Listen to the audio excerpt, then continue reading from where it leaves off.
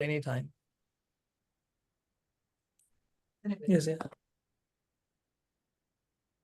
So, ladies and gentlemen, are you ready to go? Give me a thumbs up. I want to ask you a question. Raise your hands if you'd like to become an awesome trainer. Fantastic. Thanks for your response. I want to share that I have actually trained more than 1,000 trainers in my TTT class, and about 200 to 300 trainers non-TTT class. They mean just like this. I have trained them to become great trainers. Many of them are following me. People like Kanimoli and quite a lot of them. I see some familiar faces here and familiar names as well. Even they are off the camera, who are my former students. And I'm so honored to have been able to train so many people. So good evening, ladies and gentlemen.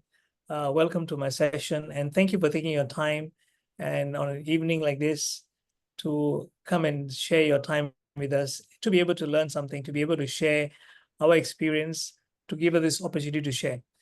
And my name is Jaya, and I've been already say that I've been in the training line for 27 years now, 28 years now. This 2024 now, and I've had the opportunity to go into 9 countries, and the privilege of training more than 85,000 people, right from kids up to CEO of companies.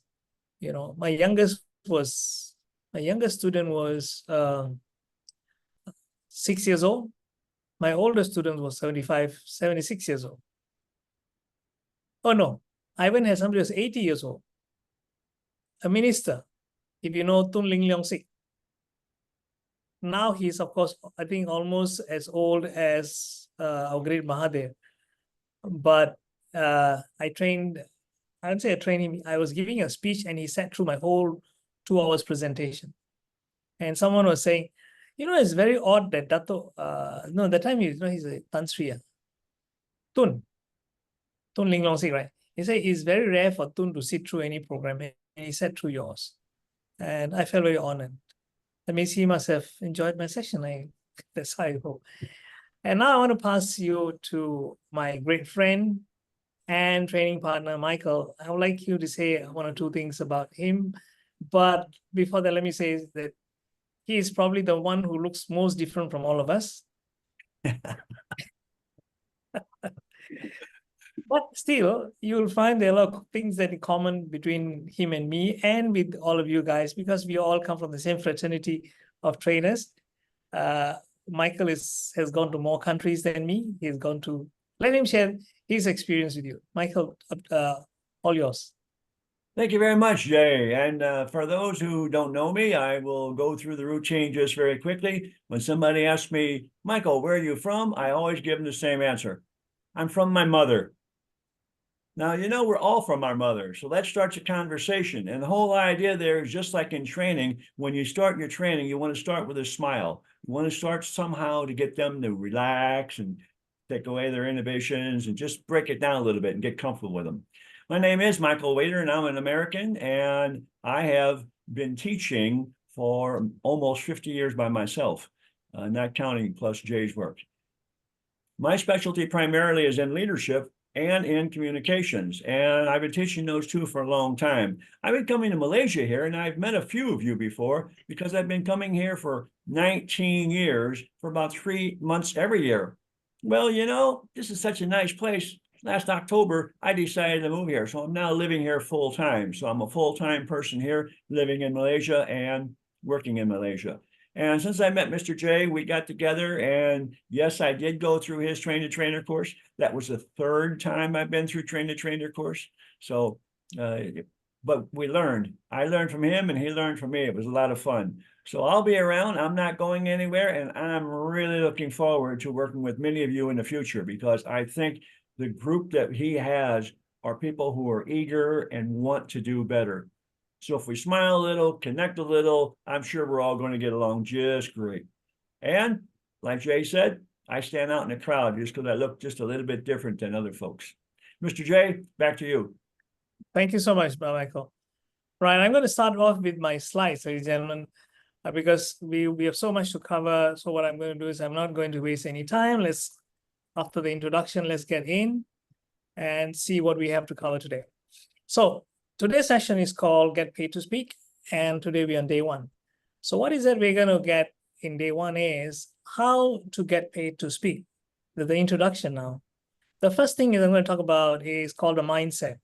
See, a lot of times people think that if I want to become a trainer, all I have to do is get a topic and then get in front of a crowd and then just start talking, and the money will come pouring in, and HRDC is there. There's a lot of money to be collected from HRDC.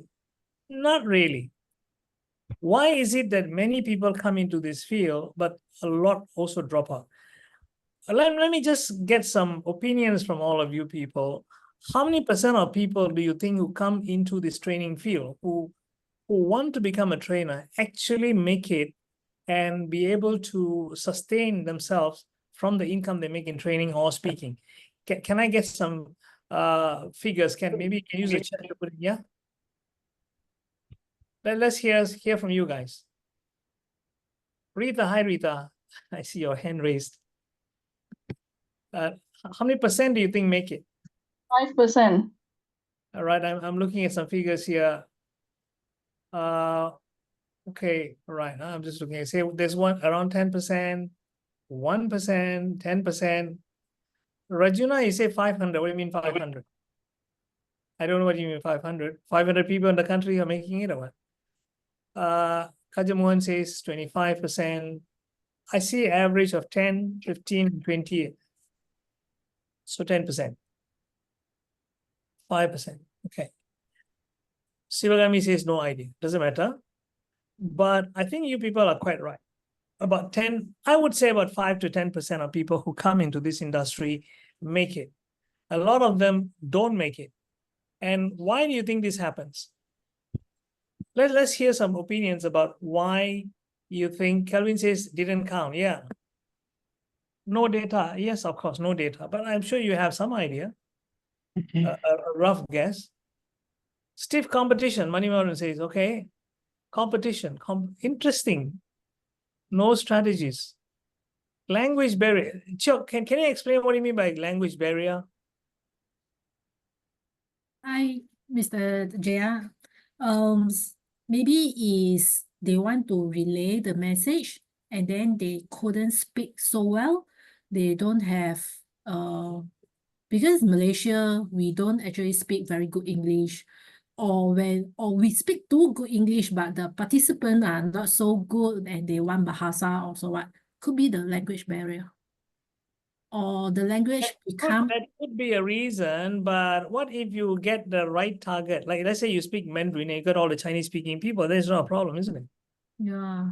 Yeah, if I'm a Malay speaking person, and all my audience are Malays or Malay speaking, then it shouldn't be a problem. Yeah, that of course that could be a reason, yes. But I think it's not really bad in Malaysia compared to like places like Thailand, where the command of English is very bad. Don't you think so? Yeah, yes. I went to China, I had a problem. I had to get a translator. Okay. Yeah. Right, here I'm also looking at some of your answers here. Mismatching of training, lack of skills. I think that's a big thing, lack of skills. Skills can mean stage skills or platform skills, how to deliver the training. It could also be skills of designing a program, or even the skills of how do you engage with people, or how do you market, all those things. No strategies, didn't market themselves well. Lack of opportunities. You really think so? Opportunities are everywhere, No inside person in company. I like that. No inside person. Are you sure? Rather than putting it that way, if you mean no network, I think that is probably more appropriate. This one sounds like, oh, I need to have an inside job. They don't make it because interest dies off. Possibly lack of commitment, lack of sales marketing skills, inconsistency to maintain a specific topic or interest, no personal branding. Calvin, okay, you should know. Did you brand yourself well, Calvin?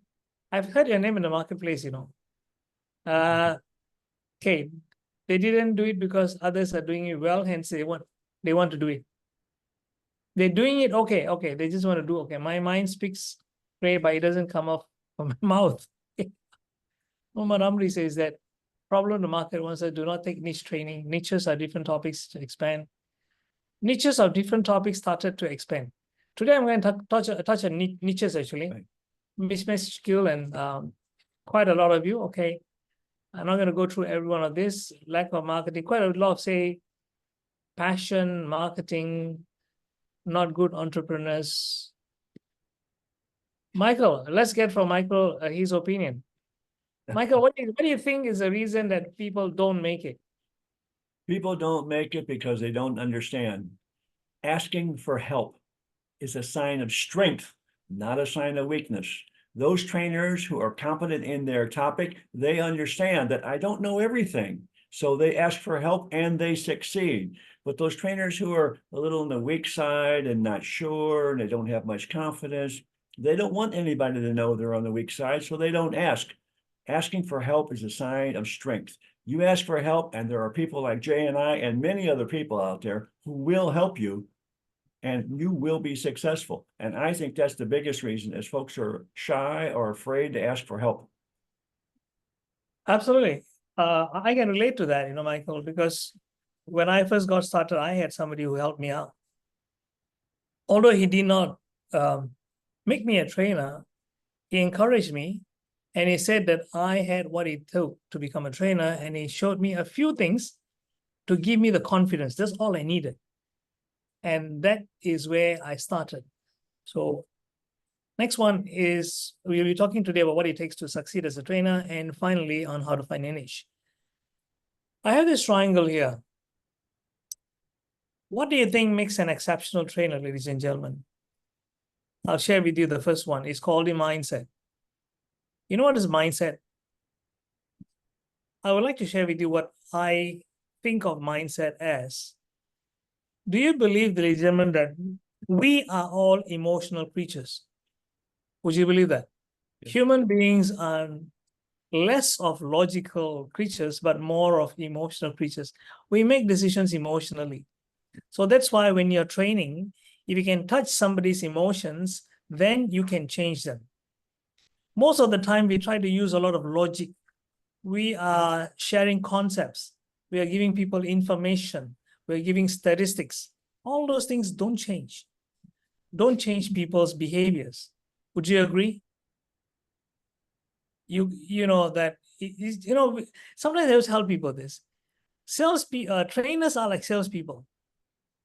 How many of you agree with that? We are in a way, we are.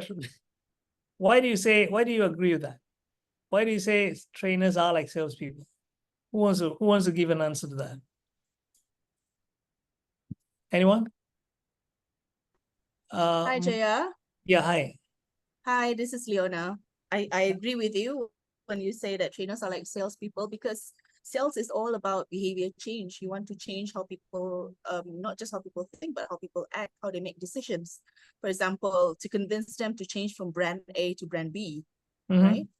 Yeah. So it's the same with training. You're trying to convince them to upgrade themselves, for example, from knowing just one level to maybe knowing 2 levels of something. That's how I feel anyway. Thank you. Absolutely. Yeah.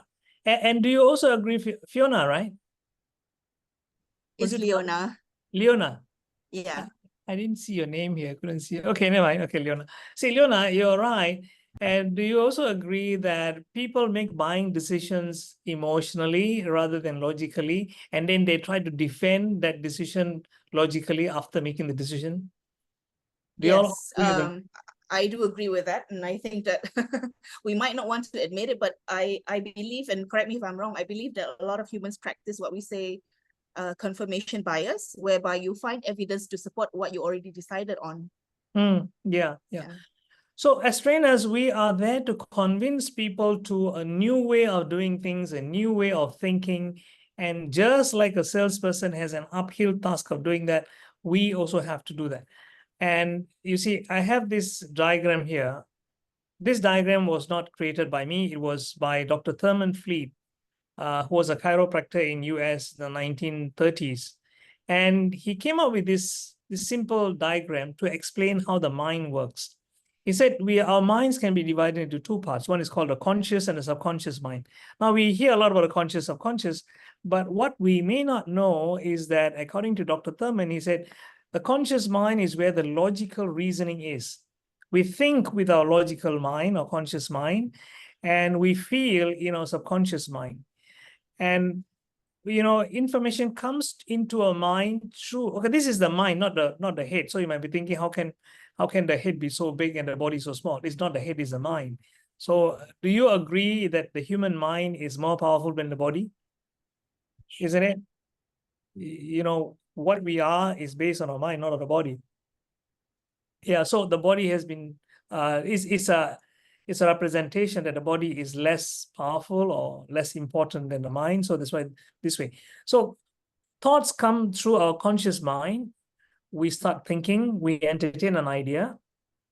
And then if we keep on thinking about it, the more we think about it, it can go to the subconscious mind, and it puts you in a certain frame of mind, or even what we call a certain vibration. If you believe in this, or you heard about this law of attraction, you probably know what I'm talking about, the vibration and all that, the law of attraction.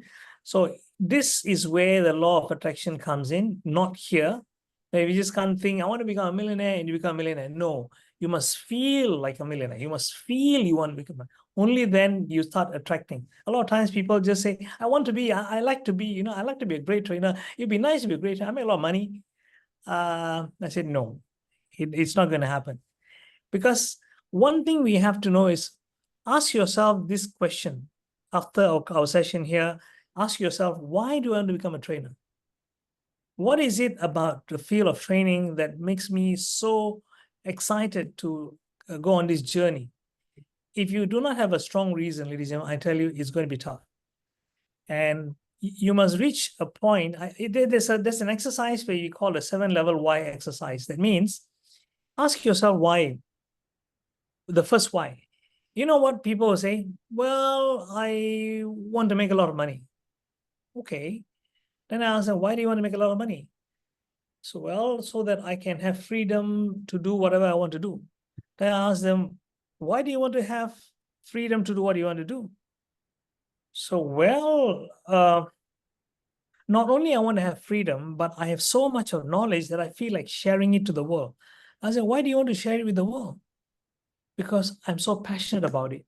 Why are you passionate about it? If you keep going like this, the 7th why usually touches on the subconscious or the emotional level. This is called the 7th level. I've done this with many of my audience, and I've even seen some people who cry. You can see tears welling up in their eyes. You know something, ladies and gentlemen? That is your true reason. Not the first thing that your mind gives to you, because the first few answers are still logical answers. Logic does not move us. And this body of ours actually is controlled by the subconscious mind, and then the subconscious mind takes action. But you know something? It's not easy to control your subconscious mind because it's automatic. Like a smoker, do you think he really thinks about smoking? I think it's time for me to smoke now. Can I look for a cigarette? You think so? It's automatic. You can tell him, it causes cancer, You see the box here, the picture of the lungs already so black. You know what they'll do? Oh, really? It causes cancer. Really bad, huh? That's how they will, because their subconscious mind is already fixed. I'm a smoker and I love smoking. So this is how it works. Whatever the circumstances around us. What I mean by circumstances, the weather, for example, the political situation in our country, the economy, the US dollar's price, the petrol price, your kids, what is happening around you, the traffic, all these circumstances are the same for everybody. Whether it's Kajamohan or me, if it's raining, let's say we live in the same area, it's raining for both of us. So Kajamohan might say, it's okay, raining, no problem. I can still enjoy. I love rain. And I might say, oh my God, there goes all my appointments. Oh, I can't go out or what. So you see, it is not the circumstances. It's how we feel about the circumstances. Can you see that? And another thing is, as a trainer, you might say, someone was saying just now, there are not many opportunities.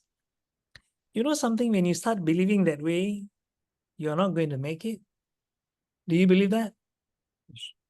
Do you know there are some people who are millionaires? Don't talk about US or America, USA or England or any other country or Singapore. In Malaysia, there are trainers who are millionaires. You believe that? Mhm. You believe that? So what's stopping you? Are you saying they're just lucky? Oh, they're just lucky. No, ladies and gentlemen, it's not luck. It is because of their own mindset. They tell themselves, I want to make it regardless of anything. I am so committed. I'm obsessed. I ask you, are you obsessed? Are you obsessed? Can you take difficulties and, listen, there's no business, do you give up? During the pandemic, there are a lot of trainers who went into driving Grab. I know some friends of mine who did that. I never did that. I told myself, I'm not going to stoop so low, because whatever happens, I'm still a trainer. So what I did was I'll do online classes. And what I lost in income, I made back in through online classes. Can you see that?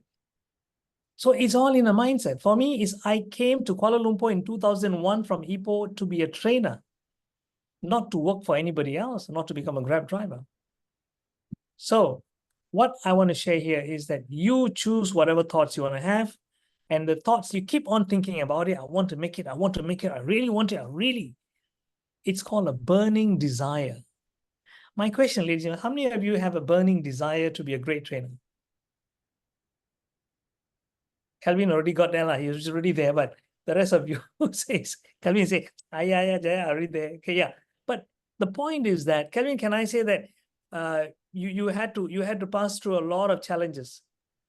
Calvin? Oh, yes, definitely. The hurdles that you have to go through to be where we are now, just keep going. It will teach you to be resilient, and you must have an aim, and don't stop. Just go ahead. Exactly. I like to share, people who climb a mountain. Okay, don't talk about Everest lah. Even Kinabalu is a challenge. I know a friend of mine who went up 3 times. He only made it on the 3rd time. Most people after trying 1 time say, Allah, I cannot lah. And he really practiced, He practiced, he exercised, he did a lot of things, change his diet and strengthen himself, but still 1st time he failed. 2nd time, he thought this time I can make it, also fail. 3rd time, I think he learned his lessons, and 3rd time he finally made it. You know what? A training career is just like that.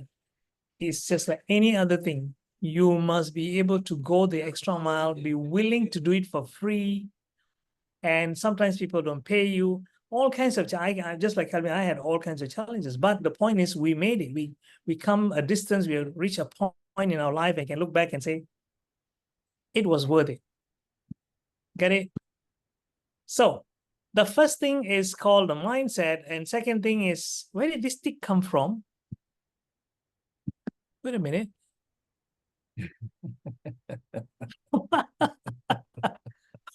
I don't know. Is it something that I did or somebody did this? I don't know, Jay, they were not in the previous 2 sessions you and I did. Those 2 check marks were not there. I noticed them tonight, but I've never seen them before. So they're not in our regular materials. I don't know why they're there. I don't know either. Okay, never mind. It's good. It's not a cross. It's not to say it's not negative. It's positive. So, the thing is that first is the mindset. The second thing is called the skill set. What kind of skill set do you think a trainer needs in order for them to succeed? Who wants to share with us? Anybody wants to share? What kinds of skills do you think we need? Michael, you want to share 1 or 2 before they say? I would share that there's one that probably most people don't think about, and that's called resilience. You need to be resilient. You need to have that in your back pocket, because there's going to be challenging times when the market goes down. You don't have any training for 2 or 3 months, which means you probably don't have income for 2 or 3 months. You don't know how to bounce back from that. All the skill sets you normally hear about, body language and vocal variety and all those types of things, yes. But people don't think about they also need to be resilient. Jay and I both have experienced market times when the market went down. We didn't have much and we had to bounce back, or we had to change. Like he said, he changed from live to online. I did the same thing. These changes have to be made. And if you're not resilient, if you're not strong enough to bounce back from adversity, you're going to have a difficulty. Absolutely. So all the general skill sets that every trainer needs, like as you said, the platform skills, how do you do PowerPoint, how do you structure PowerPoints, how do you tell stories, how do you engage the audience, all these things are needed, definitely. But there are a lot more things that you also need. Like, for example, how do you interact with the audience? How do you structure your program in such a way that people can get a clear understanding of what you're trying to deliver? How do you make people to remember you? How do you entertain them? Not entertaining as as a clown entertainer, but to keep them engaged, keep them wanting to listen more. How do you make them want to come back to you? Why is it that, for example, let's see somebody here, Ang Chi Boon here. Okay, let's say Ang is doing a training. Why would they want to call Ang back? So what does he do differently? What skills does he have different? Then the tool set. By tool set, of course, I mean investing in yourself. Like in my case, after a long time, I decided to buy a MacBook. Not that I've liked MacBook, not that I love Apple. I've always been scared of Apple, actually, for some reason. I thought it was too complicated. Then 2 years back, I said, okay, let's just give it a try. And it's a bit more expensive, but you know what? It really helps me because it's reliable. I got 4 laptops now. 3 I'm not using, they're just lying around. I've given to my staff to use. But the Apple is something that I know if I go somewhere, because it's a tool of our trade. I have got a good pointer. I've got one that can blank the slides, and I have got all the equipment that I need. So this is the tool set that you need. So you need to invest in yourself, in the things that you have around you. And if you have all these things, you know what? This is what I mean. You have the mindset, the skill set, and tool set. It can lead you to success. Later, I'll share with you one more thing. You already have these 3, right? There's one more ingredient which is missing. What do you think it is? Anybody wants to guess? You have the right mindset. Yes, I want to make it. I have a strong reason to do it.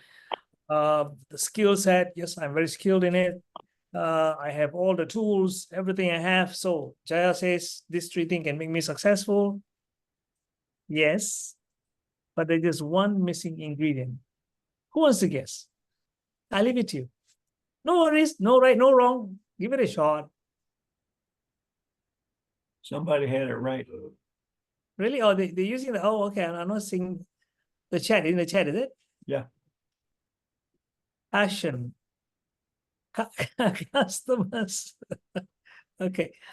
Chua Sing Boon, you said it right. You came to my class before, Zay. Yes, sir. I was your TTT. I think 1 year ago. Oh, no wonder. Plus You 1 year ago. Okay. Okay, I should disqualify you from answering this. Okay. Let me share with you people, ladies and gentlemen, what a hard set can actually do, okay? Just give me a minute. I want to share with you all. Close this first. Stop share. Oh, wait. I'm going to share a short brief video, which is less than a minute. Yeah, give me a minute, because I want to share sound.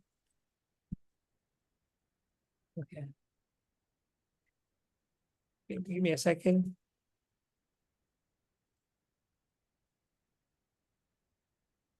Oh, okay. Share sound. Okay, got it.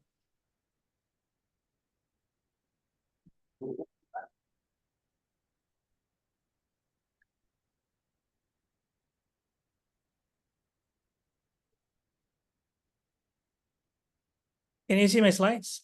Yes, we see the slide. Okay, you can see my slides. Okay, I'm going to show you a short video. You won't understand what I'm saying there unless you speak Tamil. But I just want to share with you, regardless of the language, you can see what happens when you have the heart set. Can you see my video playing? Can you see that? Not yet. We still have the slide, Jay. Oh, okay. Oh, one minute. Okay, give me a second. That means I got to open from my.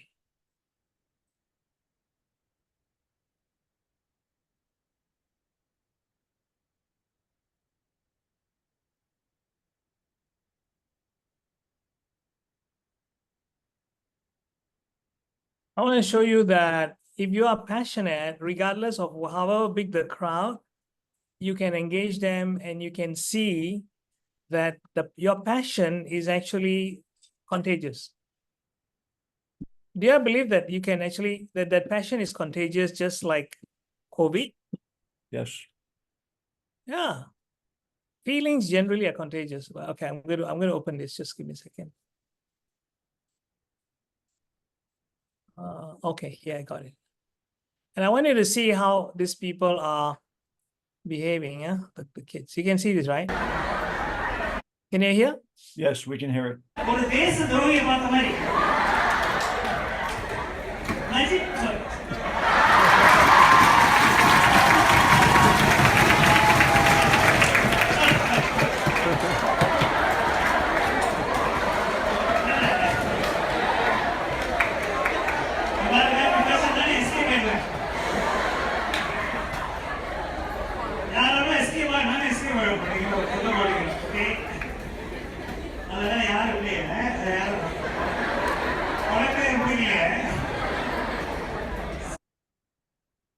Okay, tell me something that you can feel from that short video of mine.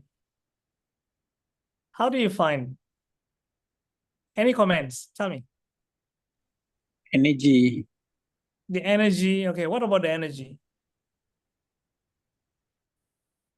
Can you find that the students there are 400 SPM students, and that's in University Malay actually. They came and you see they can feel my passion. You know, they resonate with you. They are traveling with you. That is what I mean by the heart set. You get what I'm saying? If you have the heart set, ladies and gentlemen, you become unstoppable. That is one thing that I cannot give it to you. Michael cannot give it to you. Nobody can give it to you. It has to come from within you. But if you have that heart set, then the rest of the things can be easily learned. I just want to share that so that you get an idea what I'm talking about by the heart set. It's a passion for the subject. It's a passion for wanting to make a difference in other people. If you have that, then you're on your way. Now, I have what is called a 3D success formula for trainers. You know what they are? The first one is called discover. What do we have to discover? How many of you here are still unsure about your niche? Anyone still trying to figure out what to train on? Or Kajamuhan? Okay, some of you, okay, right. How many of you already have a niche, but not sure if that is your best niche? Anybody here? Well, I train on communication, but I don't know whether it's right or not. Okay, it's very normal, right? So would you like to know how you to discover your niche? Mhm. Okay, second thing, how do you design a program? And thirdly, how to deliver it like a pro. I'm not going to cover all three today. I'm only going to cover the first one today because there's only a very short time, right? So I'm going to share with you how you discover your best niche. And tomorrow I'll be sharing with you how you design an awesome program. And on the third day, I'm going to share with you how you deliver it like a professional. Okay, so that's why I said don't miss any of this. There's something that we say in our training field that we say a niche can make you rich. What do you mind? What do you think? What comes to your mind when I say a niche can make you rich? Is there a particular niche that you should specialize in that you can make you rich? For example, oh, AI now. Well, let me teach AI because that's the in thing. Should you? Should you do that? So what is the niche that we are talking about? Anyone here who has a niche, for example, Kani, you said you do training in the medical field, right? Yes. Yeah. What do you want to share about your own niche? What do you think about teaching that? Is it something that you feel? Is it something that's been is a new trend? Is it something AI? Actually, I teach on nutrition. But what I think it's lacking is people know about what is good nutrition is, but they don't really know how to make it practical, to do it as a daily life and to make it enjoyable. So I find that whenever I talk about those things, it really engages people. So here you see, in fact, Kani didn't know I'm going to even call her to say this, but you see, do you think nutrition is ever going to go out of date? No, everyone needs to eat. Everyone needs to be happy. So you eat, you're happy. So I need to make nutrition interesting and yeah. You know, some people come and ask me, before that, Kani, do you feel very passionate about your subject? Definitely, sir. Can you share with us why you feel passionate? Whenever I say I'm a dietitian, I'm in this field, people can never stop talking because everyone eats, you see. So everyone will have a question or two about nutrition and dietetics. So that's why I think it's a great field for me to be in.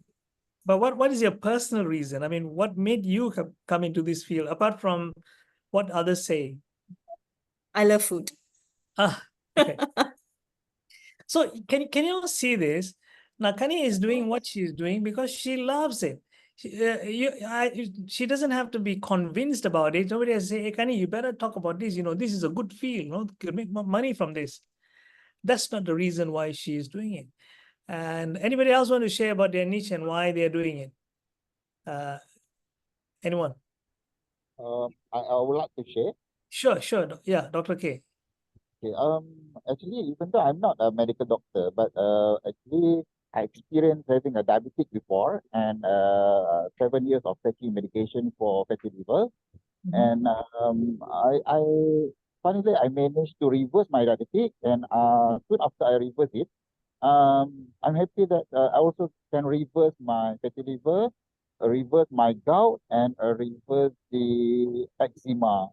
So yeah, so actually now I'm sharing with a lot of people. In fact, if I'm asking each one of us, do we know that either ourselves,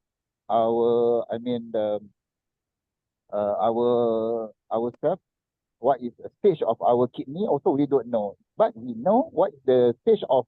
We notice that there are 4 stages of cancer, but yet we don't know how many stages of our kidney and what is the status of our kidney. So there are so many things that I love to tell people because actually we don't know. In fact, one of the 2 diabetic patients don't know that they have a diabetic until they are very bad.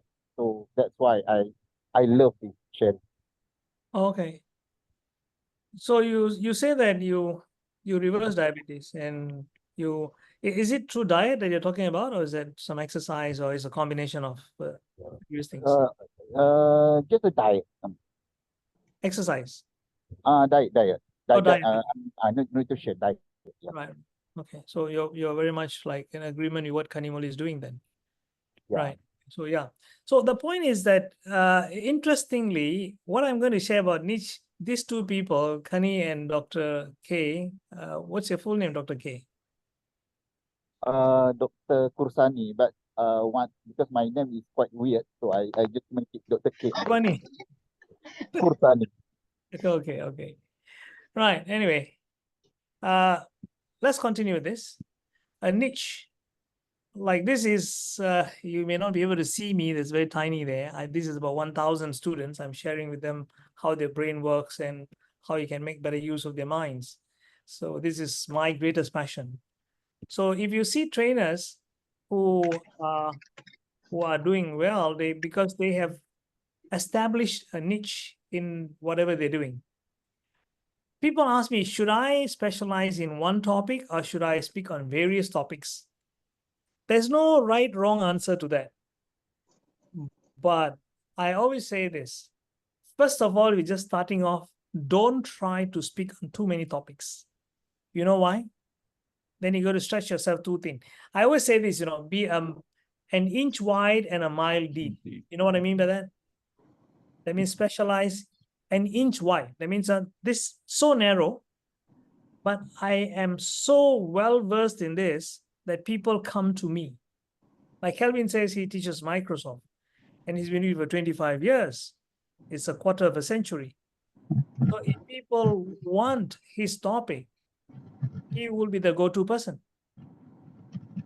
Provided, of course, Kelvin has continuously been improving what he's been doing. Of course, what he'll be teaching today is as what he's teaching 25 years ago. People won't come to him as well because we're very outdated, right? But because he came by for this class and he said he's continuously learning, so I believe he's already upgraded himself. But the point is this, he specialized in one topic. He may then branch out into others. You see, I started off in first 28 years ago, 1996, teaching memory and mind mapping. That's all I did. If you come to my bookshelf, you can see many books on memory and mind mapping are here. These are my collections. But today, I don't teach only that. Today, I teach train the trainer. I teach presentation skills, sales, a few. But I won't go into Microsoft, for example. Let's look at how to find your niche. This is how we get to what the first step. This is what a lot of people ask what they can do. Let me ask you, let's say Sivagami here. Can you cook, Sivagami? Yes, yes. Can Okay, cook. so I'll give you the question. Of course I cook, yeah. Yes, Can you drive? yes, Can you speak English? yes, Can you speak Tamil? yes, Can you do maths? At least yes, yes, up to secondary school maths, okay. yes. Can you, I don't ask this question, can you fry an egg? She's going to say, what a stupid question is that? Obviously. I'm sure everybody here, not just Sivagami, can fry an egg, even the men here. But should I teach people how to fry an egg? Or should I even teach people how to cook? Should I teach people how to drive? Should I teach people how to speak English? Because you see, the second thing to ask yourself is what the world wants to learn. Second question. But then alone is not enough. If you say, oh, the world wants to learn how to fry an egg, so let me teach. No, you have to ask the third question. What is the world willing to pay for? That means what is it people are willing to pay to learn? This is where you have to do your research, ladies and gentlemen. You know how do you do your research? Today is so much easier than when we first started off. When we started off 26, 28 years ago, and Michael about the same time, Kelvin, I don't know how he did his research, but we had to do by trial and error. Today, you don't need to do that. You can go online and search. You go to Amazon, you key in, you put in your keyword or what you're going to teach, and you see how many books are written. Oh my God, there's so many books. That means people are searching for this. People are buying books to read. Oh my God, this is what I want to teach. Are you with me? Go to YouTube, put in your topic and see. Look at the comments given by the people. Not just watch the videos, but read the comments given by the people who watch the videos. You know what? That is a gold mine. You believe that? Join Facebook groups that are in your niche area and you see people's comments, see what the conversations going on. And you will know these are things that people are willing to pay for. So your niche is this place where the intersection of all three. Now I want to bring on Michael and ask him how he discovered his niche. Michael, you want to share your opinion on how you found your niche? Sure, absolutely. I have two, and then they combine to one. First of all, I was in the military for 26 years. And there is something that came out in 1980, many years after I was in the military, called the Toyota Production System, which manufacturing companies around the world love to have. And they pay big bucks for you to come in and teach them how to do lean manufacturing. Well, when I got out of the military, I said, I want to be a trainer, but I don't know what to train. Let me think here. And I heard about this lean thing, and I said, you know what? This is the same thing I've been doing for 26 years in the military, but we called it different names. So I changed the vocabulary and I found out I was right. People were begging to have what I already knew and did for 26 years. So I started doing that. Along the way, after a few years, I said, you know, some companies that I'm working with are going well and some are failing after I leave. Why are they failing? Well, my last 2 years in the military, I taught leadership at the university level as a professor. So I started saying, I wonder what leadership knows about lean manufacturing. So I developed lean leadership. And that's what I'm doing now and have been doing around the world in 15 different countries. I had one skill. I had a second skill. I was working on the first one and I found out how to apply the second one into it, combine them. And that's been my success factor. I've written 6 books now, 4 of them are on lean leadership, and it's going in the right direction. But for me, I had to adjust what I already knew. So if you're very, very good at something and you say, well, I'm not sure anybody wants it, go out and look in the market. You may find that what you know is already there and needed, but you just have to change the vocabulary, change the approach, change a little bit the way you present that, and you might be right on target. Thanks, Michael. Moving on, people normally wonder, but what should I teach? Because I think I know a lot of things. What are people looking for? Let me give you some kind of guidelines. There are major markets. See, what people want can be usually, these are things that people pay to learn. I make it easy for you. First one is called making M. What do you think it is? Make a guess. Making M. What? Making money. Oh, For sure, for sure. yeah. Second one is called R. What do you think it is? Revenue. No. Making money, revenue, semua sama lah. You call it by different name only. R is what? Okay, I give you an example. You teach team building. What are you teaching? Relationship. Yes, absolutely. Third one is H. What do you think it is? 2 people today spoke about that. Kani Muli and Dr. K spoke about that. What is that? Chiak said health. Health. Help. Health. And the final one, B. Do you believe that training is still a, that's the B. It is a what? Business. Business, that's right. Absolutely. So in other words, it's about making money, relationships, health, and business. Do you think what you're teaching can fall into any of these or not? Anybody no need to answer that. It's very obvious. Kelvin, where do you think yours fall under? Business. Business, yeah. Sometimes it can overlap, you know. It can be money and business, isn't it?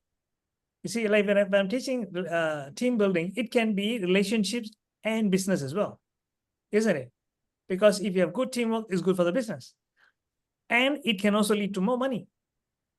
They're not purely standalone unless you are teaching health as in, personal health. Then that could be maybe, but even health can also be leading to business, can also be meaning money as well, isn't it? If you don't have proper health, you can't make more money, or you can't even enjoy the money. It's mental health. Mental health. Now, I want to share with you that each of these is a major market, but there are sub-niches. Now, what do you think could be sub-markets in making money? Let's look at some of them. Huh? Is investment one of it? Under investments, there are various kinds of investments. Is only one investment or many kinds of investments? Share with us, what do you think can fall under money apart from investments? Anybody? Quickly. Let's hear from you all. Savings. Savings, yeah. Anything else? Would Crypto. we consider freedom like part of making money? Because money buys you freedom. That's an effect of money, yeah. But here we're talking about making money. How do you teach people how to make money? You know what I mean? Okay, let me share with I you. see. is marketing part of money? Obviously. Yes. Sales. Yeah, you see, under marketing alone, there's so many forms of marketing. Can I say that today? There's if you take digital marketing alone, there's so many kinds of digital marketing. There's SEO, there is Facebook marketing, you name it. There's so many. There, much marketing, right? And then you can talk about sales. If I'm going to teach you how to sell insurance, for example, how to sell more of your product, you're going to make more money. Yeah, SEO, as I mentioned just now, Google Ads, teaching, coaching. Now, people come to become a trainer. Why do they want to become a trainer? They want to make more money as well. If you become a coach, you could also make money. Creating content, web development, and then a whole lot of others. Can you see this? Aren't these all about money? Yes or not?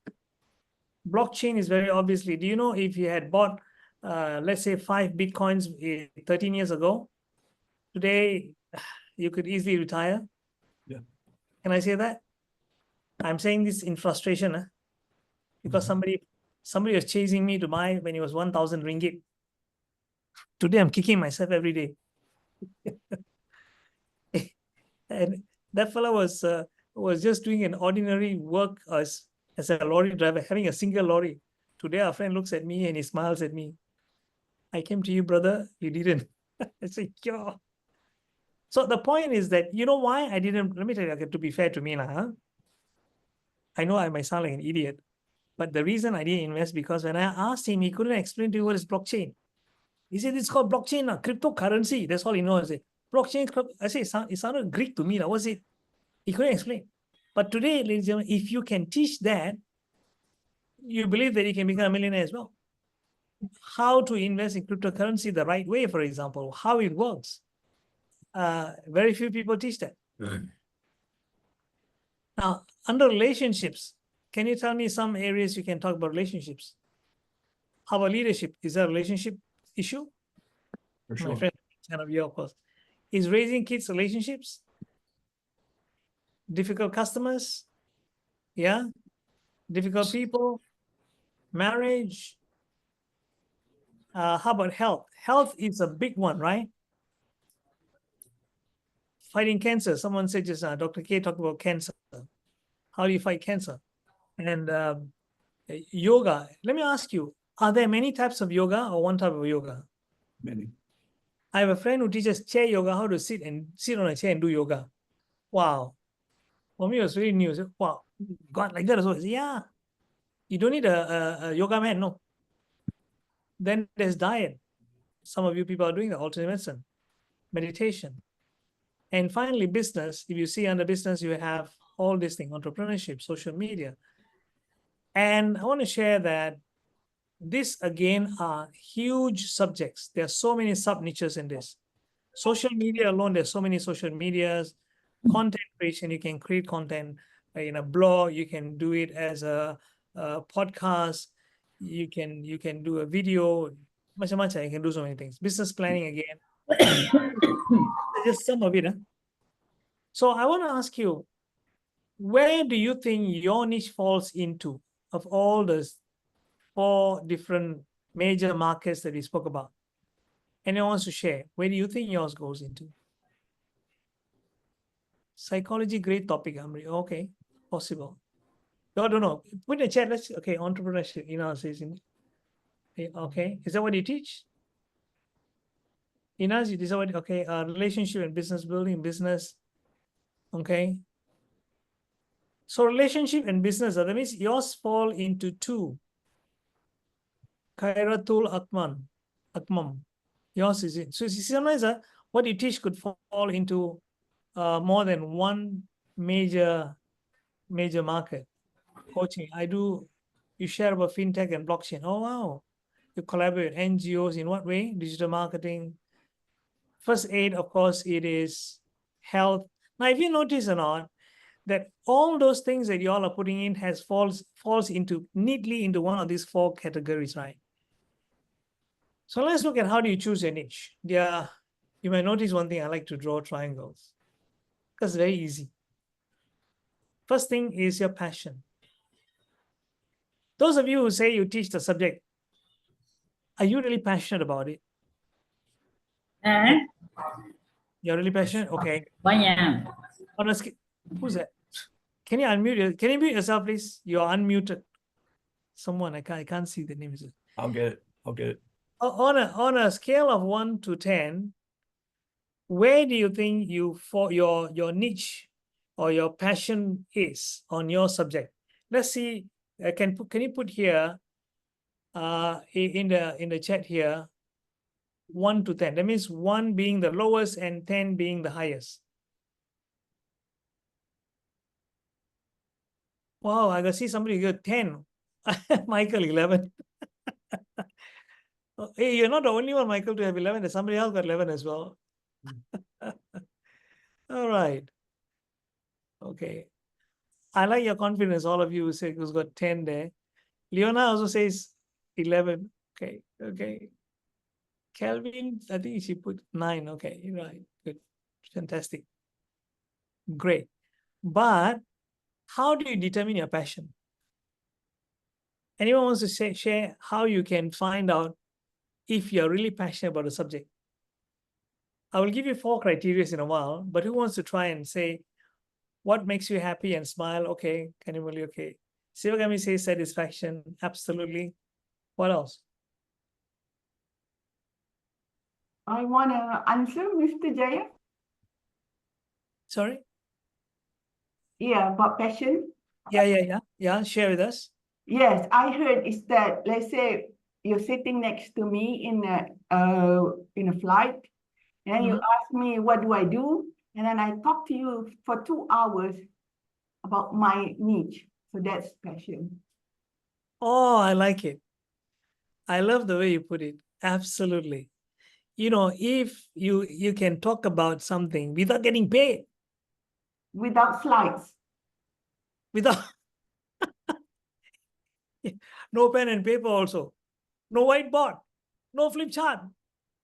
And you can just go on for 2 hours. And the guy is definitely not going to pay you for that. Yeah. Exactly. Actually, you know something? That is the first criteria. The first criteria is what is that you're willing to speak for free or sharing for free. Okay. What is the second criteria of passion? You know what? Kelvin said in the beginning, he said, I keep on learning. No. What is it that you don't mind learning and continue to learn? Even if you think you are the greatest one in the country, I can do so well in this, but still you say, I want to improve myself more. I want to know what is the latest, what is going on, what are my competitors doing? Are they better than me? You know, that is the second criteria. Third one, what is it that people come to you for help? You see, people come and say, Kani, I know you're very good in diet, and I just don't know whether am I eating the right thing or not. I always feel lacking energy. Like, help me, can I? And Kani sees that a lot of people coming and asking the same question to her, maybe not lacking energy or maybe, but anything related to diet. And Kani says, hey, wait a minute. I'm teaching this for free and people coming to me for advice. Maybe I should teach this on a bigger scale. You see? And the final one that Dr. K said, the reason why he's teaching people how to improve their health is because he said he reversed diabetes. So what is it that has helped you in your life? So the 4 things, What's the first one? What's the first one, ladies and gentlemen? Someone put, Nandi says demand. The demand comes later. Do not just depend on the demand alone. If you depend on demand alone, now AI is very popular, high demand. So do you think I should start teaching that? I have no passion. Why should I teach? I'll probably do a lousy job, man. You know what I mean? And I hate it. Can you imagine? You do something just because there's a demand, and then can you imagine you're going to do this for the next 20 years or 25 years? Oh my God. Are you sure you want? So I have no passion. I tell you, that's the first criteria. Okay. So the first one is, what did I say? Passion. What is that you're willing to do for free? Second was, who can tell me? You didn't write down. What is it that you don't mind learning? Yeah, Learning. continuously learning. Third one. What is it People, that people come to you for help? yes, people ask you every time, hey, can you show me how to lose weight? Can you show me how to do this, how to do that? How to write content? Whatever it is, that could be your passion. Fourth one is, What is it that helped you in your life? yes, what has helped you? The fourth one is not a must, but if you have it, it will be good. You know why? If you have it, if it's really helped you, then when you speak, you will speak with conviction. You will say, you know this has helped me. And you do it, it will help you. When you speak like this, would people listen? Oh, yeah. And of course, if it's a relevant subject, don't say something irrelevant to them, they may not like it. But if it's something that you know can help them, if they need help in that, and I see these MLM guys, sometimes the ones who really do well in MLM are the ones who have experienced some kind of problem, and then they took some kind of nutrition or supplement and help them, and then they go out there and they sell with their heart. You know what I mean? Mhm. And that's the criteria that makes them successful. It's not because they know how to market and all that. It's, you can just feel it. Right. Next one, apart from passion, is your competency. If you're very, very passionate, but you're no good, please don't teach the subject. Do you agree with that? For example, someone says, I love football. I never miss any football match, or I love Ronaldo. So can I hire you to play football? Or I don't play football very well, but I love it. Should I hire you to play football? Definitely not. You see, some people are crazy about football, yes, but they don't play. So you can be very passionate about the subject, but you still cannot teach. So if you want to teach, become competent in that. Not only be competent, keep on improving your competency. The final thing you have to, just as someone said, is of course is the market. If you want to do this professionally, ladies and gentlemen, professionally,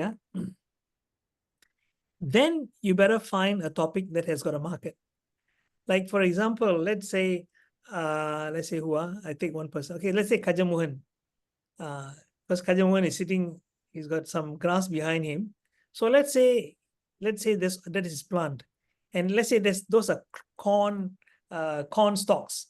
And he tells people, I can teach you how to grow corn. I'm very good at it. Can you see behind my background also corn, right? I can teach you how to, the very sweet corn in Kuala Lumpur, in your backyard, how to grow corn. And I'm very passionate. And I know this subject in and out. Kani Malay, would you go and attend his class? Yeah. And it's 500 ringgit for a 2-hour session. How to grow corn. Seriously, you will? I wouldn't. Even free also I won't, because it's not the money. It's my time. Because it's not something that's going to help me in my life. Hey, if I want to go buy corn, I go to NSK, which is next door to me. 1 ringgit 50 cents, I get a. Why would I want to waste 2-3 months waiting for it to grow and water it every day? Hey, hello. Can you see that? But if Kajamohan goes to a place where people are corn growers, and he's going to teach people how to harvest their corn, not in 4 months, but in 2 months, then he's got a market. Can I say that? So you have to go to where the market is, or find a topic where there is a market for it. So you can, how to find your market, do your research. You know how to do your research? Go to one place called answerthepublic.com. I'm going to put it in a chat. I haven't used the chat yet, but I'm going to put it. Answer the public. Public.com. Y'all can take this and get check-ins, because here If you're going to click that, you can do a search for what keywords people in whichever country are looking for. So you put in your keyword and you see what questions people are asking. Put in a keyword into Google search and see how many search results come up. All these are things where you can do your research. Okay. And I said, remember I said you can go into Amazon, look for the books and see whether or not many books are written. If you find your topic has got only 5 books on Amazon and only 7 videos on YouTube, I suggest you don't go into that area. That means not people are not wanting or looking for that. Got it? So this is something that I want you to go back and do. Take a snapshot of this, ladies and gentlemen. Okay. Let me show you how to use this grid. So passion, competency, and market. See, a lot of times we say, I can do a lot of things. Personally, I teach now, I can teach 6 or 7 topics. I can teach memory, I can teach mind mapping, I can teach speed reading, I can teach study smarts for kids. I teach train the trainer, I teach public speaking. What else? I do sales. Oh, okay, I can do 7. But then should I market all my 7 topics? No. You know why? I will market my best topic. So how do I do this? Let's say in my case, okay, I see if I can do this here. Wait.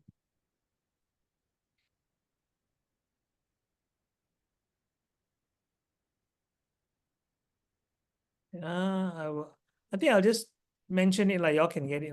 Okay. That means let's say you have a topic now. So I give you my topic, for example. Let's say I can teach speed reading. I can't type in here, but I just share with you. Let's say I put speed reading. Okay.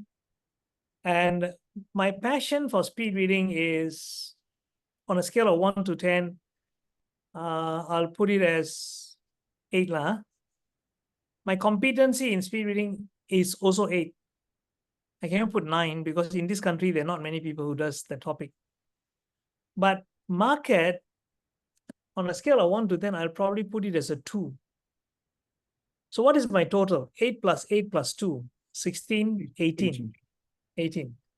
Now I look at Train the Trainer, TTT, HRDC TTT. Some of you have come to my class. So HRDC TTT, my passion, I will put it as, okay, let's say 9. I love teaching the subject. My competency, I'll also put it as 9. And the market, I'll probably put it as 9 also. You know why? I don't have to market it.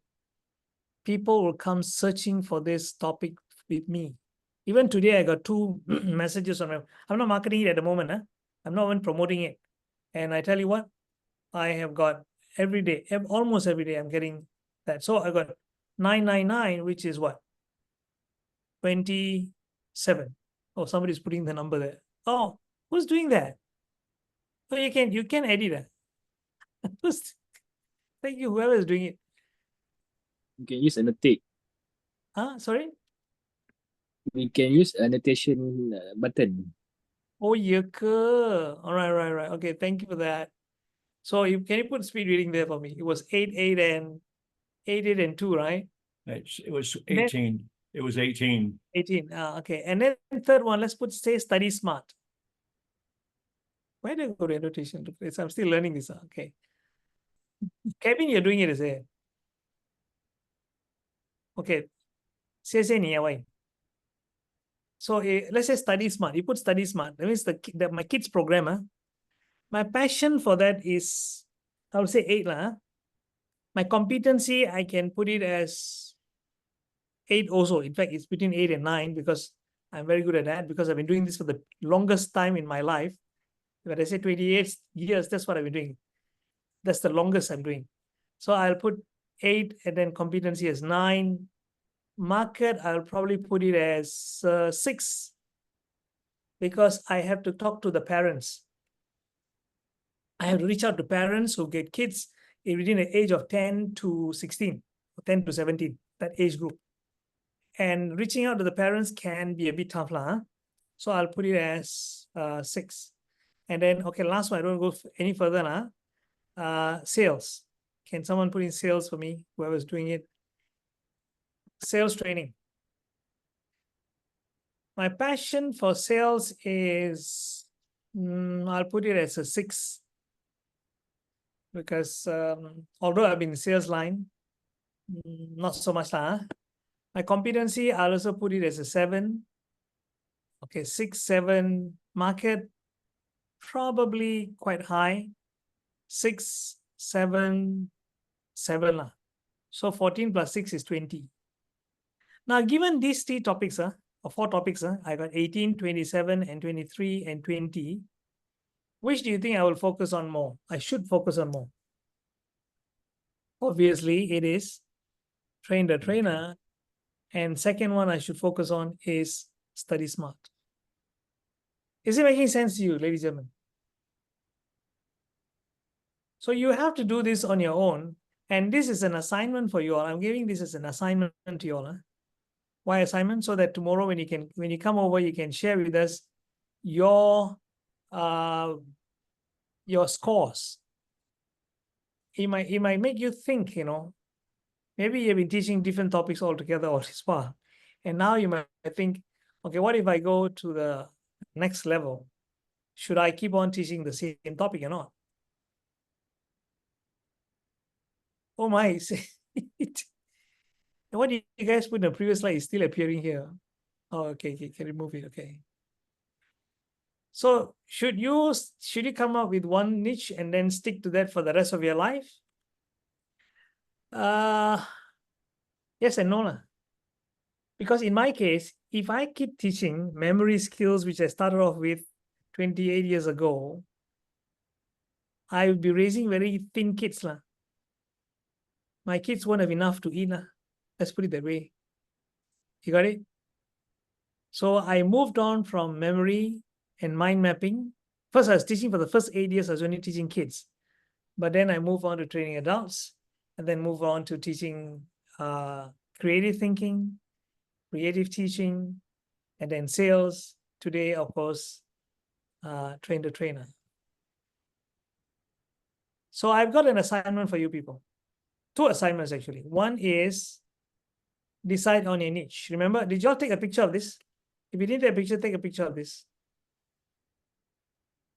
Okay? So do this as an exercise for tomorrow. Done? Done, huh? Okay.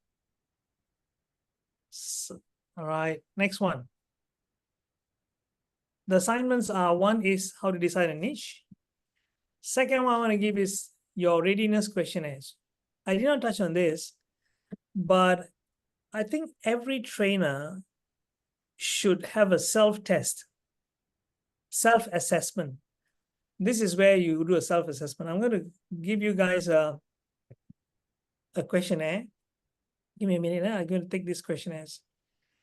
While I'm going to do this, Michael, anything you'd like to share about what we have just discussed about niche, in your opinion? Yeah, right. I think it's an example, as I was mentioning earlier, I was doing lean technology, and I started to see some of my previous customers started failing a period of time after I left them. So I asked what was missing. And what was missing was the leadership. So then I started teaching lean and leadership. Well, eventually that converged, and now I teach lean leadership. And I work with the top corporation, the top of the company, to teach them lean so the people below can get it done. So my niche is working with the senior executives to explain to them what they can do to help people do lean. So I had only lean. I looked at leadership. I wound up combining the 2 together, and that's the direction I went to, and it's been successful for me. So you will change, or you can change if you wish. And I suggest that you look at what you do very, very well. You may have more than one skill. We may see someone like the folks who we talk to about dieting. They may be very, very good at dieting, but they may also have very, very good bedside manners. they may decide that they want to combine something with helping people at home who are sick or injured or whatever and need help with their diet and maybe specialize in that area. Dieting for people who cannot get out to get food or who cannot access food. It might be a combination of the two together. Yeah. Yes, Michael, thanks. You see, the thing is how we transition from one niche to the other. Sometimes it is what is complementary. You get what I'm saying? Like, for example, I started teaching memory and mind mapping, and someone asked me, hey, can you teach us how to read faster, for example? Although they are slightly different topics, they are still related to the mind. So I started doing a lot of research on this. Today, I can say that I do speed reading without even referring to my notes. I can just close my eyes and do a 2 days workshop on that. But how did that start?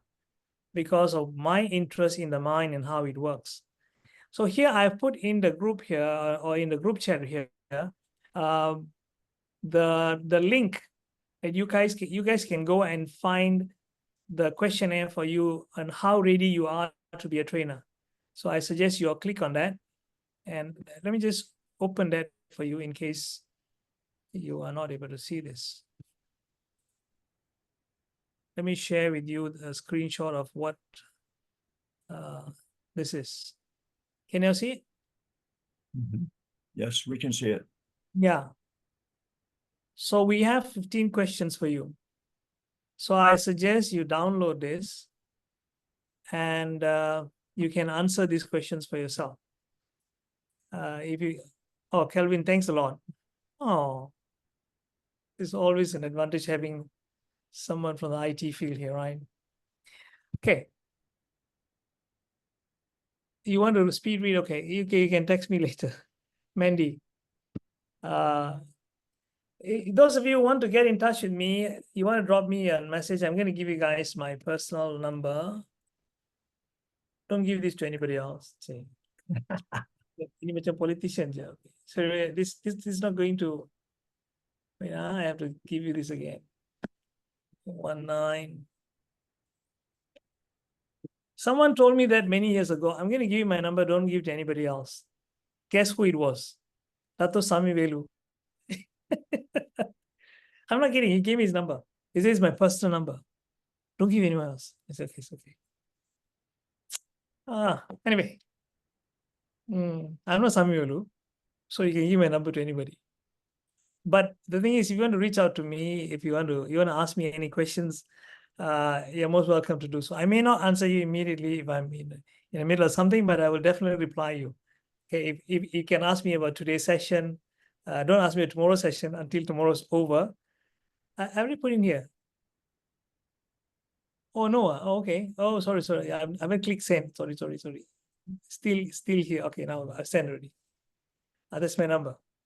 You guys can always link up with me and share with us whatever.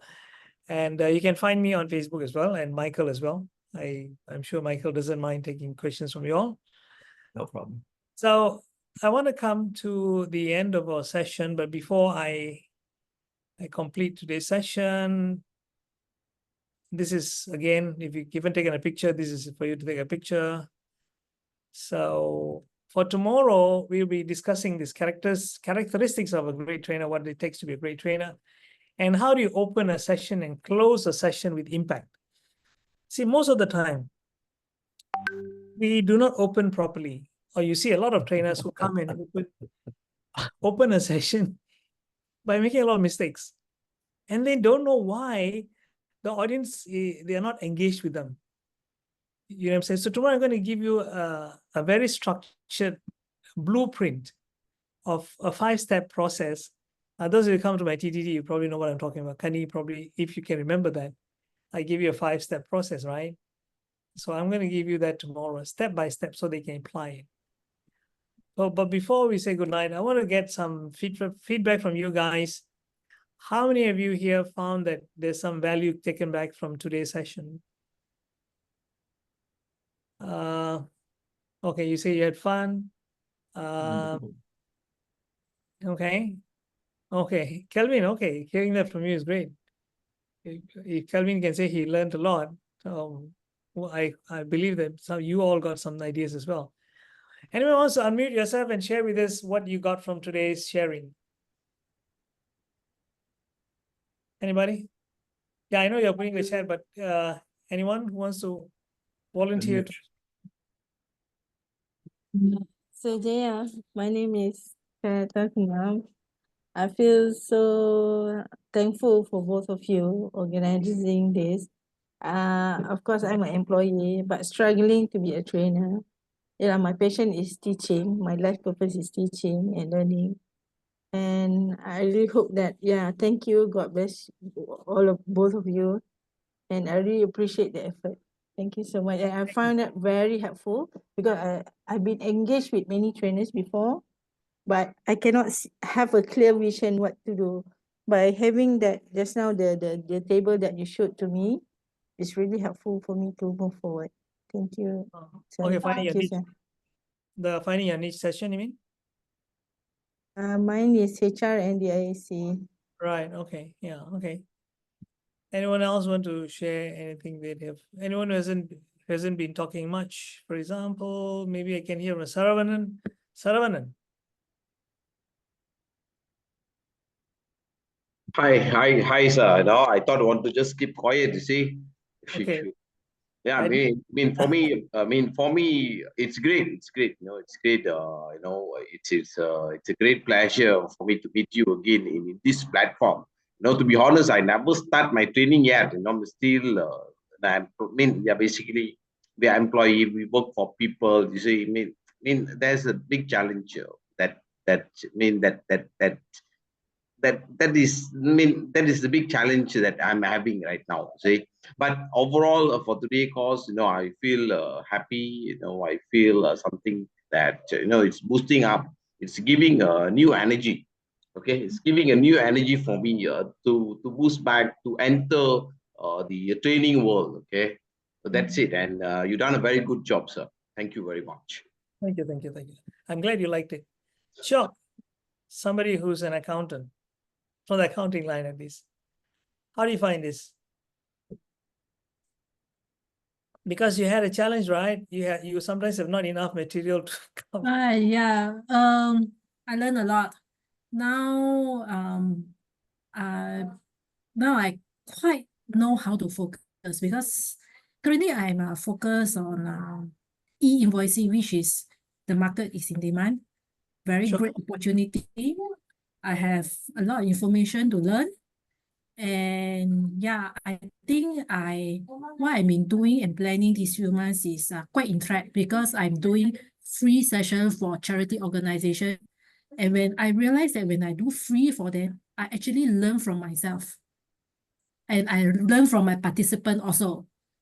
I know where I'm let off. And this is where it equipped me more when I charge people a fee. Is that what you teach today really let me brighten up like which path I should really go to and going which I'm doing like learning. If I'm not learning enough, I must continue learning. Which I'm not doing enough, I must do it more. Which I do it right, I must continue do it. You really teach me a lot of this. Actually, sure, what you're doing is absolutely on the right track because that's what I was doing earlier. I started off by giving free talks in 1996, right? And 97, all I was doing was going from school to school, giving talks about memory skills and all that. Now, nobody told me this, but I was doing the right thing without realizing it. For sure. And as you rightly said, I kept on learning and kept on polishing and seeing what works and what didn't work. And you are doing just that. So thanks for sharing that. I think all of it. See, remember this, when you go to a training session like right now, you don't just learn from Michael and me. You learn from each other as well. They trigger thoughts. So I call this the three-way learning idea. One way is when we impart. That's one way. Two ways is when I ask you a question, you give your feedback to me or to Michael.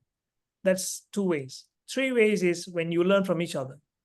The best, in my opinion, is the three-way learning. So next time when you're training, also keep this in mind. the mistake that many trainers make is the best they do is two ways. They impart, they ask you a question. Oh, okay, good. Very good, Calvin. Good. Let's go on. That's okay. Okay. Okay, only but not great. The great are the great trainers are the ones who can facilitate inter-learning between the different participants who come, and you facilitate that learning. You get what I'm saying? So this is really very, very good. And you're noticing it, isn't it? Yeah. So that's all I want to share for you today. Michael, any parting words for the people here? My parting words is that Siak is right on target of giving free speeches for organizations, as both you and I have done. I did it with Rotarians, and so did you, but most of the Rotarians are businessmen and own companies. And that's how I'm giving away free. They found out I was available, and I got invited in for paid. So I did an awful lot of free speeches, Jay, just like you did. And I think that's a great way for people to get started. Schools are often looking for people like you to come in and speak to a class. Go to class, talk to those students. I know they're not adults, they're teenagers or younger, but go talk to them. Get that time in front of an audience, free audience. It's very, very valuable to get your time in front of a free audience before you're in front of a pay audience. Get that experience, get rid of those butterflies, get rid of that nervousness, build that habit. That's going to be a good way for you to get started. So we will see you tomorrow evening. And on my part, thank you everybody for being here tonight. And I look forward to seeing you all, your smiling faces tomorrow. Mr. J, back to you. Yeah. Michael just triggered my thought. One more thing I want to add to what Chok said, and for the rest of you all is, one more advantage of giving free sessions is not just to practice. Of course, that's a great thing for you to get your program really well designed and on target. One more thing you can do is you can get valuable feedback or testimonials, even for your free sessions. Because you see, next time when you go out and charge people want to know why you Chok. So you say, there, my participant said this. That is gold. You ask Calvin, I'm sure he has a lot of testimonials. When you want to market, telling I am the best Microsoft trainer in the world. Everybody says that. Huh? I won't say that. You should say, you can say I'm the best Microsoft trainer in Malaysia, because most of the people are not going to go outside of Malaysia to get one. You can say you're the best in Malaysia. Be proud of that. Kelvin, be proud of that. Like Jay says, jump out there. But he said in the world. So I was just kidding. Bring But it why back. not? Hey, Kelvin, why not? But the point I want to make here is that everybody can claim. But when you talk to a potential customer, they want to see, we call it third-party endorsements or social proof, in other words. Someone else saying that, Calvin changed my life. That is more powerful than you are writing 100 words about yourself. 10 words from your past participant is more powerful than 100 or even 1,000 words by yourself about you. Do you think so? Yep, that's what I'm trying to say. I won't say that. I will let my participants say that for me. Exactly. So, Chok, just Hello, to hi. Yeah. Hello, hi, Mr. Jaya. How are you? Hey, hi. Hey, Simon. Guys. Yes, yeah. Nice to see you. Were you after a here very- all the while? Yeah, I attended the whole session. It was very interesting. And, I remember the first time we met in your program, Duct Tape Marketing. Okay. Oh, that was Yeah. like 20 years ago. That was in 2016, if I'm not mistaken. Okay. I think it was in KL Central or somewhere. Yes. I think it was with SME Corp. Yep. SME Corp. Yeah, exactly. Yeah. Interesting. No, I mean, I like the idea that Mr. Michael have given just now to get people, I mean, special trainers, those who are new, to go out to students and especially to the universities. Now, if there's any trainers who happens to be in Johor, I mean, I can facilitate that because now I'm with the university. And so if there's anyone who would like to come, maybe they can contact me later on, maybe tomorrow. And I'm sure I'll be here for the next 2 days. I want to finish up this session. It's a very interesting session, a good learning experience from you again. So I'm with the Netherlands Maritime. So if anybody in Johor or in KL, we are opening up a branch in KL. So maybe I would like to invite Mr. Jaya and Michael as well to speak to Thank our you. students. But we are very, very niche because we are very much into maritime. So that's Oh, very unique. Yeah. Yeah. Yeah. But nice to see you. yeah, go ahead. Sorry. Yeah, Nice yeah. to nice see to see you too. By the way, for the rest of you, Syed is very much in the training industry. He's very humble. He didn't say that to you guys, but he's quite a well-known person as well. If you can do some research about him, he's a great person to connect with. Get his contact. Don't let go of him if you're going to Johor, or this is a place for you to network, guys. It's not just about Michael and me, it's about you guys and how you all can. We want to facilitate that. We are happy to be able to do just that for you all. So with that, I'll just say good night for all of you and see you guys tomorrow, same time, 8 o'clock. And don't miss tomorrow's session, because I'm going to share, if you have enjoyed today's session, tomorrow is going to be even better than today. And if you have any questions for me or Michael, keep it, note it down. We will take your questions as we go along. All right? So see you then. Good night, everybody. Bye. Thank you. Right, thank you. Nice, thank you. Thank you. Jumpa lagi.